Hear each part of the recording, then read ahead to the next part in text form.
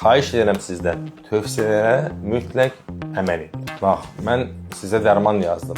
Amma yenə də gedin bütün qohum əqrəbədən, qonşulardan soruşun, bəlkə onlar nəsə başqa bir şey məsləhət görürlər. Bu damcıları gündə 2 dəfə gözünüzə damcılayın. Bu damcıları keyfin nə vaxt istəyir tök. İstədin tök, istədin tökmə. Dediyimi eləmə. Yaxşı görmək istəyirsənsə eynəyi daima taxmaq lazım. Eynə ancaq yaraşıq üçündür. İstədin tax, istədin tax. Gözləri ovuşdurmaq qəti məsləhətdir. Gözlərin var gücünlə nə mümkünsə ovuşdur bəlkə. Bir həftədən sonra müayinəyə gəlin.